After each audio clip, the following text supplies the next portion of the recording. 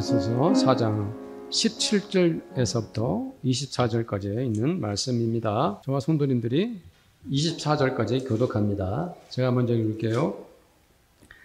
그러므로 내가 이것을 말하여 주 안에서 증언하노니 이제부터 너희는 이방인이 그 마음에 험한 것으로 행함같이 하지 말라.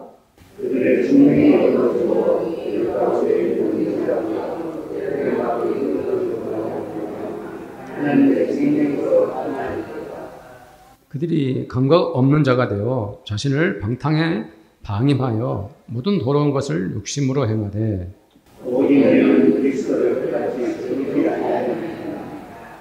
진리가 예수 안에 있는 것 같이 너희가 참으로 그에게서 듣고 또한 그 안에서 가르침을 받았을진데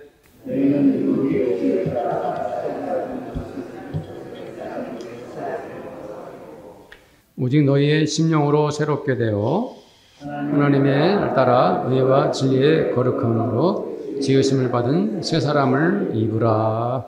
아멘. 가을에 단풍꽃이 활짝 폈는데요. 성도님들이 더 훨씬 더 아름답고 예뻐 보입니다. 네, 감사합니다. 최근에 한 유명 인기 배우가 마약을 한 혐의를 받고 있습니다. 그는 대중으로부터 많은 인기를 누리고 있고요. 또 경제적으로도 풍요로운 생활을 하는 사람인데 무엇이 부족해서 마약을 했을까 좀 궁금합니다. 추측하건대 그것은 외로움 혹은 고독감 때문이 아니었을까 싶습니다. 주변에서 자기를 진심으로 사랑하고 아껴주는 사람들이 있었다면 구태여 마약에 손을 댔겠습니까? 그리고 그런 행위는 팬들의 인기를 먹고 사는 사람으로서 아주 무책임한 짓을 한 것입니다. 그를 지지했던 그리고 응원했던 수많은 사람들을 배신한 짓이었죠. 아마 지금쯤 그는 뼈아픈 후회를 하고 있을 것입니다. 바울이 에베소의 교회 성도들에게 편지를 보내면서 마치 이런 말을 하는 것 같아요. 여러분은 마약을 조심해야 합니다. 하고 말하는 것 같습니다. 17절에 보면 바울이 이렇게 말합니다. 17절 말씀 한번 읽어봅니다. 너희는 이방인이 그 마음에 허망한 것으로 행함같이 하지 말라. 아멘. 네, 제가 중간에 끊어서 읽었죠. 너희는 이방인이 그 마음에 허망한 것으로 행함같이 행하지 말라. 바울은 이방인이라는 표현을 하고 있죠. 이방인. 사실 유대인의 입장에서 보면은 에베소 사람들이 다 이방인들이에요. 왜요? 유대인들은 자기 민족이 아니면 다 이방인이라고 표현하지 않습니까? 그래서 에베소에 있는 성도들도 사실은 이방인 것이죠. 그런데 바울은 이제 에베소 성도들이 더 이상 이방인이 아니다라고 말합니다. 여러분들은 하나님의 자녀라고 말하고 있는 거죠. 여러분은 이제 하나님의 성도들이니까, 성도들이 되었으니까 하나님의 자녀들이 아닌 이방인 사람처럼 살아서는 안 됩니다. 이렇게 말하고 있는 거예요. 이방인들의 특징이 무엇이죠? 오늘 말씀을 보니까 첫째로 마음이 허망하다는 것입니다. 허망하다는 것은 거짓되다는 뜻이에요. 그것은 무익하고 결국은 망하게 될 것이라 이런 의미가 있어요. 바울은 이제 18절에서부터 더욱 구체적으로 여러 가지 것을 말하는데요. 그들의 충명이 어두워지고 이렇게 말씀하고 있어요. 그것은 판단력을 의미합니다. 사람이 무엇이 옳은지 그릇되었는지 그것을 분별하고 살아가야 되지 않습니까? 그러나 그들은 마음의 깨달음을 잃어버렸어요. 마음이 어두워지고 생각이 깜깜해졌습니다. 그들은 무지한 사람들입니다. 무지한 사람들은 아무리 말해도 알아듣지를 않습니다. 무지한 사람들은 인간이 지켜야 할 기본적인 도리를 모르는 사람들입니다. 머리가 텅 빈 것처럼 도덕적으로 무식한 사람들인 거죠. 그들의 총명이 어두워졌다. 이런 의미를 가지고 있습니다. 또 그들의 마음이 굳어짐으로 말미암아 이렇게 말씀하고 있어요. 심지어 그들의 마음은 굳어 있었어요. 마음이 아주 완고한 것이죠. 마음이 완고한 사람은 고집이 셉니다. 누구의 말도 듣지를 않습니다. 아주 교만해서 자기 주장만 하는 사람이죠. 그러나 그들에게 있어서 가장 치명적인 것은 바로 이것 때문입니다. 무엇입니까? 그들은 하나님의 생명에서 떠나 있다는 것입니다. 하나님은 우리에게 생명을 주시는 분이십니다. 그렇다면 하나님에게 떠나 있으면 그들을 그냥 놔두면 어떻게 됩니까? 목숨을 잃어버린 자들이 되는 거죠. 우리 또 19절 말씀 함께 읽어봅시다. 19절 시작.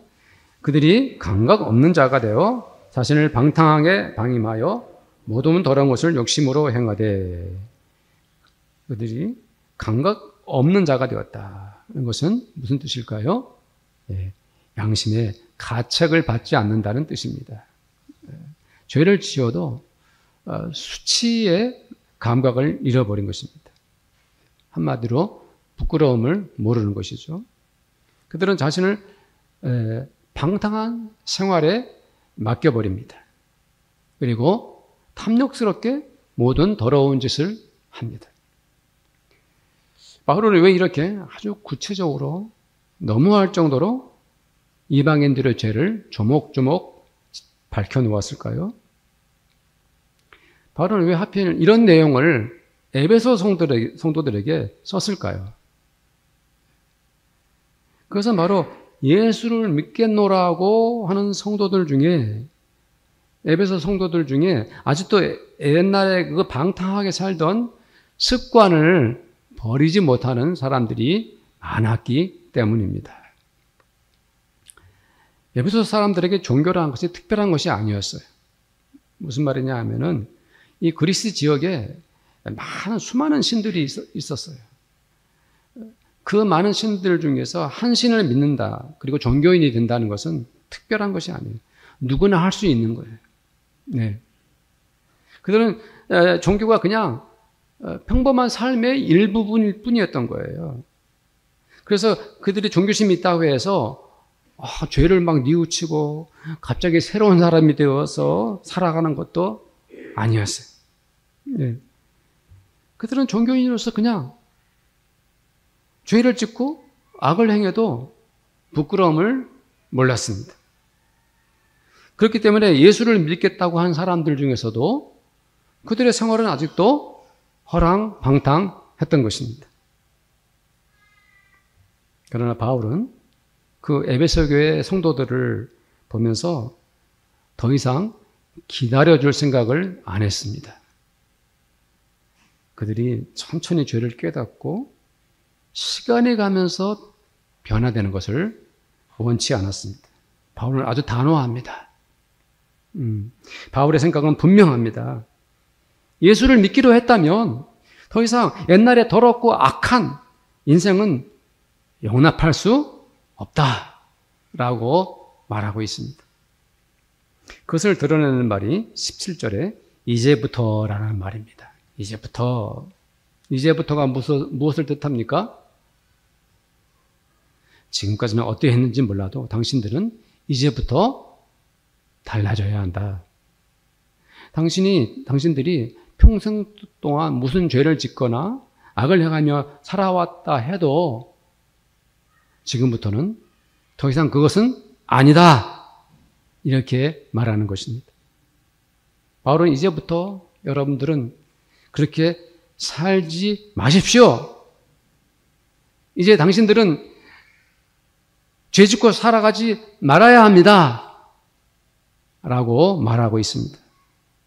바울이 왜 이렇게 말을 합니까? 바울이 이런 말을 하는 이유가 무엇입니까? 그것은 예수를 믿는다는 것은 다른 종교를 갖는 것과 다르다는 것이에요. 예수를 믿으면서도 다른 종교인들처럼 자기 마음대로 죄를 짓고 허랑방탕하게 사는 것을 용납할 수 없다라고 말하는 거예요. 바울은 이제부터 완전히 달라져야 한다. 전부 다 바뀌어야 한다라고 말하는 것입니다. 20절 말씀을 보면은요. 오직 너희는 그리스도를 그같이 배우지 아니하였느니라. 이렇게 말씀하고 있죠. 저는 이 말씀이 참으로 중요하다고 생각을 합니다. 바울은 에베소 성도들에게 예수 그리스도를 강조하고 있습니다. 에베소 성도들은 누군가? 그들이 누굽니까? 그들이 예수를 믿는다면 다른 종교인들과 다른 점이 무엇입니까? 그들은 예수를 믿기로 한 것입니다. 그들은 예수 그리스도를 영접한 사람들인 것이죠. 그러면 예수를 믿기로 했다. 예수님 영접하기로 했다. 그러면 기독교인이 되려면 그들은 반드시 무엇보다도 예수 그리스도를 믿는 신앙을 통과해야만 하는 것입니다. 그들은 예수를 알아야 됩니다. 예수가 누군지 예수를 배워야 합니다. 과연 예수가 누군가? 그것을 깨달아야 했던 것입니다. 바울이 전한 복음이 바로 예수 복음입니다. 에베소 성도들은 처음 예수를 믿었을 때 바울로부터 예수를 배웠습니다. 예수가 누구인지, 예수가 어떤 일을 하셨는지, 예수가 어떻게 그들을 구원하셨는지 바울은 그들에게 다 가르쳤습니다. 그런데도 에베소 성도들 중 일부는 이방인들이 하는 짓들과 여러 가지 죄를 짓고 무책임한 인생을 사는 것을 멈추지 않았습니다. 21절 말씀을 한번 보겠습니다. 시작. 진리가 예수 안에 있는 것 같이 너희가 참으로 그에게서 듣고 또한 그 안에서 가르침을 받았을진데. 바울은 진리가 예수 안에 있다라고 말합니다. 성도님들, 세상에는 진리가 몇 개나 될까요? 네, 세상에 있는 진리를 다 셀 수 있을까요? 성도님들, 온 세상의 진리는 단 하나뿐입니다. 사람들은 많은 것을 가르치고 또 배웁니다. 그것들을 교훈하고 또 온갖 지식들이 가득합니다. 그러나 그런 것들은 지식일 뿐 진리는 아닙니다. 참된 진리, 그 진리는 바로 예수 그리스도이십니다. 세상에 하나뿐이고 오직 유일한 그 진리가 우리 주님 예수님이십니다. 그래서 요한복음 14장 6절에 말씀했죠. 같이 한번 읽어봅시다. 예수께서 이르시되 내가 곧 길이요 진리요 생명이니 나로 말미암지 않고는 아버지께로 올 자가 없느니라. 왜 예수만이 유일한 진리일까요? 그것은 예수를 통하지 않고서는 아무도 하나님 아버지께로 갈 수가 없기 때문입니다. 네. 진리는 곧 길이고 생명입니다. 네. 이 길이 아니면 헛된 길이고 이것이 아니면 죽음이죠. 그것은 사람의 생명을 좌우하는 것입니다. 진리는 생명의 길로 가는 통로입니다. 그래서 에베소 사람들은 확실히 깨달아야 했습니다. 기독교는 수많은 종교 중에 하나가 아니라 오직 유일한 신앙이고 그것은 구원의 길을 가게 하는 단 하나의 믿음인 것입니다. 오직 예수께만 진리가 있고 단지 예수를 통해서만 사람들은 생명을 얻으며 하나님 아버지께로 갈 수 있습니다. 바울은 바로 그 예수를 에베소 교회에 전했고 가르쳤습니다. 그리고 그들은 그렇게 예수 그리스도를 알게 되었고 또 배웠습니다. 그런데 바울이 독특한 표현을 합니다. 어떤 표현이냐면 그에게서 듣고라고 말합니다. 그에게서 들었다. 성도들 좀 이상하지 않습니까?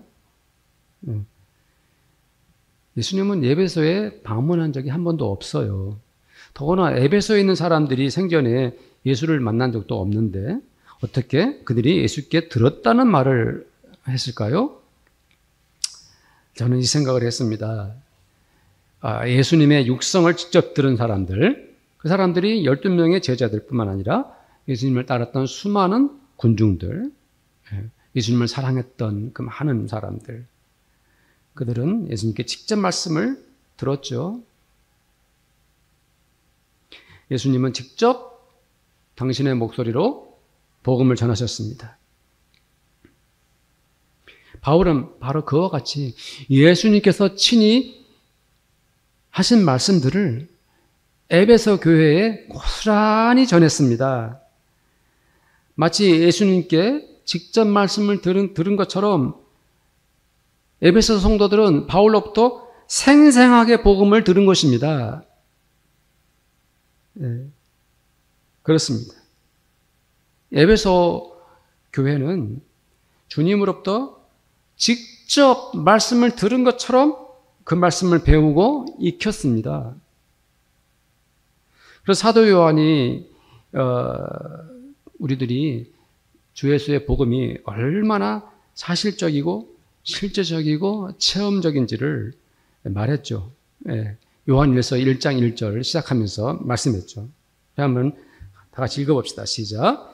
태초부터 있는 생명의 말씀에 근하여는 우리가 들은 바요, 눈으로 본 바요, 자세히 보고 우리의 손으로 만진 바라.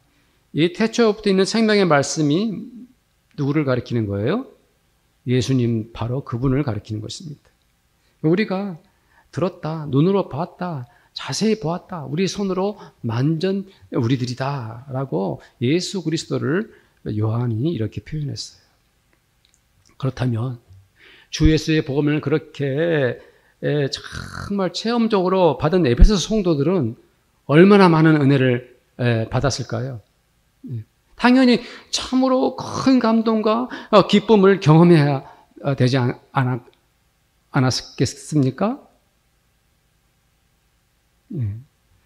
그들이 들었던 그 복음이 바울의 목소리가 아니라 주님이 직접 말씀한 것처럼 들었고 주를 뵌 것처럼 생생했고 그들이 주님을 손으로 만진 것처럼 마음속 깊이 그 말씀이 파고들었다 이 말입니다.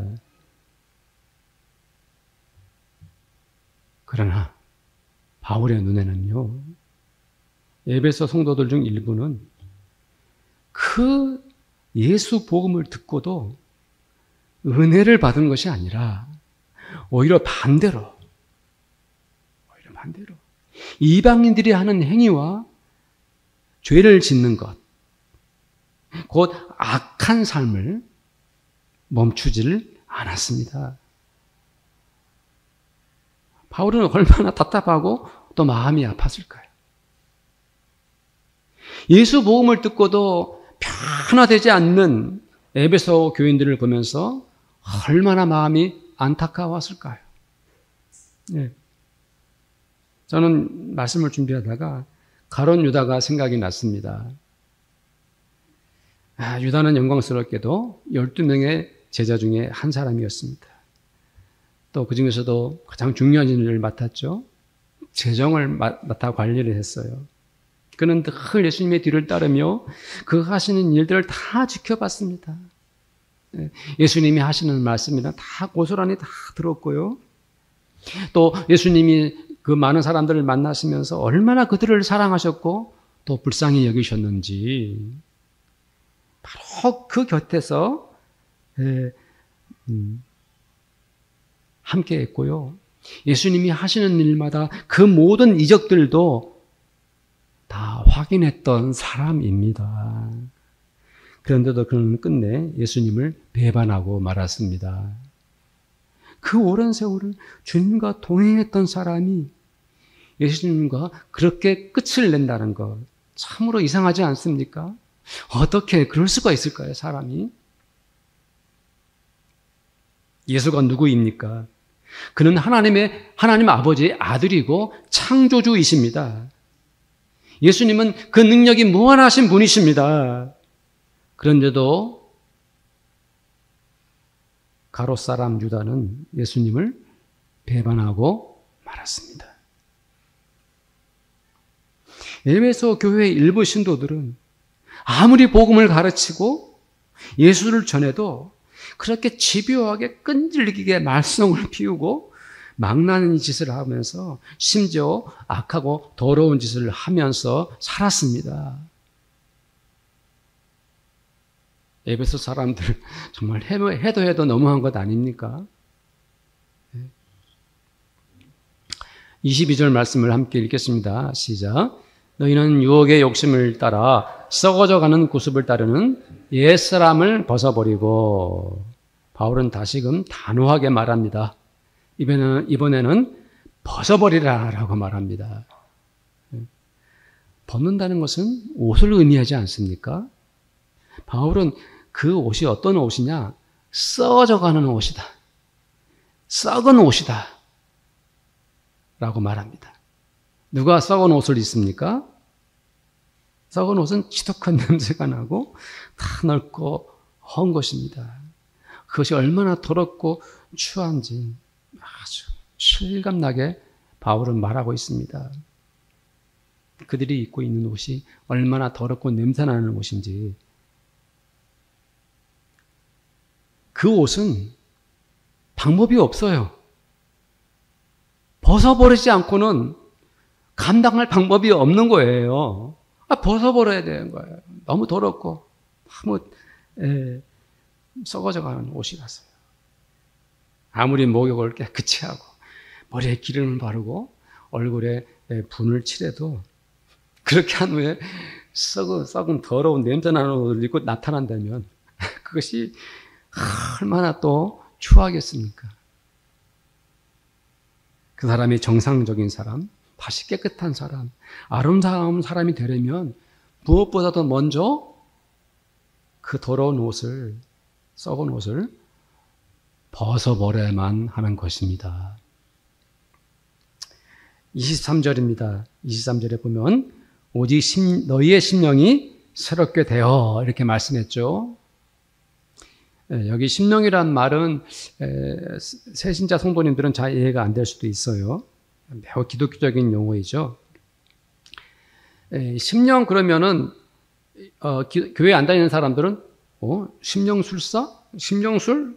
이런 것이 먼저 떠올라요. 주술적인 느낌이 아주 강합니다. 심령 그러면. 우리는 심령이라는 말을 기독교적으로는 우리가 교인들끼리 사용을 다 알고 있지만 그냥 마음이라고 하면 되는 거예요. 우리 인간은 두 가지 모습으로 되어 있어요. 첫째는 육신, 그리고 마음. 마음을 정신이라고 하기도 하고 혹은 영혼이라고 하기도 하죠. 성도님들은 육체와 무엇으로 되어 있습니까? 마음으로 이렇게 되어 있어요. 그런데 바울은 에베소 성도들에게 오직 무엇이 새롭게 되어야 된다라고 말씀합니까? 마음이. 자, 더럽고 냄새나던 옷을 입고 있던 사람이 그 몸도 얼마나 지저분했겠습니까? 새 옷을 입으려면, 깨끗한 옷을 입으려면 먼저 해야 할 일이 무엇이어야 당연히 온몸을 깨끗이 비누로 씻어야 합니다. 그렇게 몸이 깨끗해진 후에 비로소 아름다운 옷을 입을 수 있는 것입니다. 바울은 우리의 마음이 새로워지는 것, 우리의 영혼을 깨끗이 목욕하는 것, 이것을 말하고 있어요. 에베소 성도들이 마음이 깨끗해지는 것, 그들의 생각이 새롭게 되는 것, 그것은 무엇을 뜻할까요? 그것은 그들이 마음으로 이제 더 이상 세상의 더러운 것에 눈독 들이지 않고 이제는 온전히 주님만을 믿겠다는 그것을 자기들의 마음으로 확인하는 것입니다. 그 마음이 새롭게 되어서 이제는 세속적인 그 악한 것에 더 이상 빠지지 않고 오직 예수님만 믿고 의지하겠다라고 완전히 그 생각을 바꾸는 것입니다. 전혀 새롭고 그 마음을 뒤집어 갈아엎는 것입니다. 이것이 에베소 성도들이 마음을 새롭게 하는 거였어요. 24절에 바울이 무엇이라고 그들에게 편지했습니까? 자, 읽어봅시다. 하나님을 따라 의와 진리의 거룩함으로 지으심을 받은 새 사람을 입어라. 사실 이 말씀을 여러 번 읽어도요, 이게 무슨 말씀이지? 라고 잘 이해가 안 될 수도 있어요. 이 말씀을 문맥에 맞게 쉽게 풀었으면 이렇게 이런 의미입니다. 하나님은 여러분을 의와 진리의 거룩함으로 창조하셨습니다. 그러므로 여러분은 하나님이 여러분을 만들어 놓으신 그 모습 그대로, 즉 의와 진리와 거룩함으로 새 사람의 옷을 입어야 합니다. 라고 말하고 있는 거예요. 사랑하는 성도님들, 바울이 오늘 우리들에게 하는 말이 무엇입니까? 혹은 바울이 성령을 통해서 우리 성도님들 한 명 한 명에, 즉 나에게 하는 말이 무엇입니까? 오늘 저희들이 계속 오늘 말씀을 읽어가면서 은혜 받은 말씀이 무엇입니까? 성도들은 오늘 이 복음을 어떻게 나에게 적용시킬 것입니까?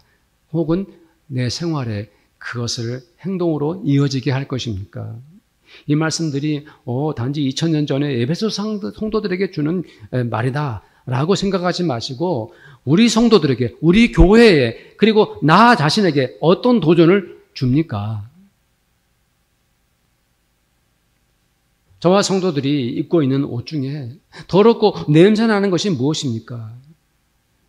내가 진정 예수를 믿고 하나님을 따르는 사람인데도 아직도 세속 사람들이나 하나님의 행동 속에 내가 그렇게 냄새나고 더러운 짓을 하는 그러한 우리의 더러운 옷은 어떤 것이 있습니까?